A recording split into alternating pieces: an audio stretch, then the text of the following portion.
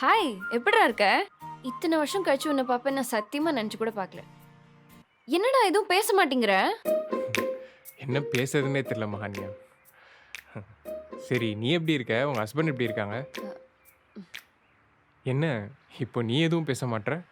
எனக்கு இன்னும் கல்யாணமே ஆகல கமல். ஆ? 3 வருஷத்துக்கு முன்னாடி நீ எனக்கு ப்ரப்போஸ் பண்ணும்போது உனக்கே ஓகே சொல்லி உன்னையே கல்யாணம் பண்ணியிருந்திருக்கலாம். ஆடம்பர வாழ்க்கைக்கு ஆசைப்பட்டு ஒரு ஏமாத்துக்காரங்கிட்ட போய் மாட்டே இருந்தேன். ஆனா அது 3 வருஷம் ஆச்சு. அதுக்கப்புறம் நீ வேற யாரையும் கல்யாணம் பண்ணலையா? இல்லடா, இதுக்கப்புறம் யாரு கல்யாணம் பண்ணணும்னாலும் யார் என்ன நல்லா விசாரிச்சு தான் கல்யாணம் பண்ணலான்னு இருக்கேன். ம். சரி, நீ கல்யாணம் பண்ணிட்டியா? இல்ல. ஏன்? நீ இன்னும் என்ன மறக்கலையா? ஐயோ! அப்படிலாம் இல்ல. நான் இப்போ வேற ஒருத்தங்கள லவ் பண்றேன். ஓ, இந்தாங்க கமல் வடை சூடா இருக்கு. ச்சீ. ஹே, என்னங்க பண்றீங்க? சாப்பாடு எங்க வேஸ்ட் பண்றீங்க? ஏய், யார் நீ? கமல், என்ன கண்டவங்க கிட்ட எல்லாம் வாங்கி சாப்பிட்டுட்டு இருக்க? ஏய், மூடி வாய.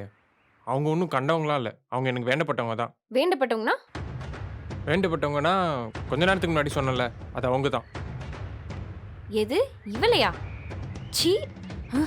என்ன கமல் சொன்னீங்க என்ன பத்தி? என்ன, உன்னதான் இவன் லவ் பண்றானாமே. ஆ?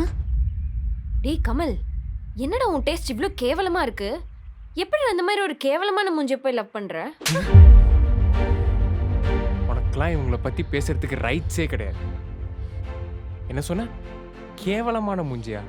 இங்கே யாருக்குமே கேவலமான மூஞ்சி கிடையாது. உன்ன மாதிரி ஒரு சில பேருக்கு தான் கேவலமான மனசு இருக்கு. முடிஞ்ச அதை மாற்ற பார்த்துக்கோ.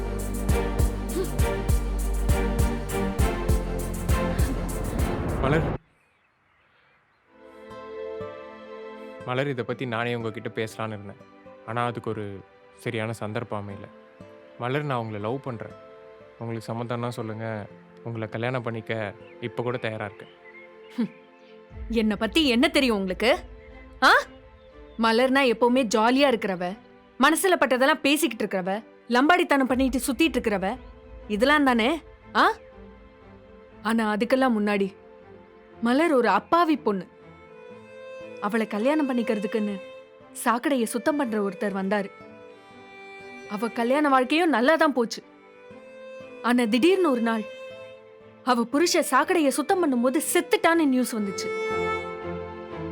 அப்போ உருவான தனிமை, இந்த உலகம் கத்து கொடுத்த பாடம், அதெல்லாம் தான் அவளை மாத்திச்சு.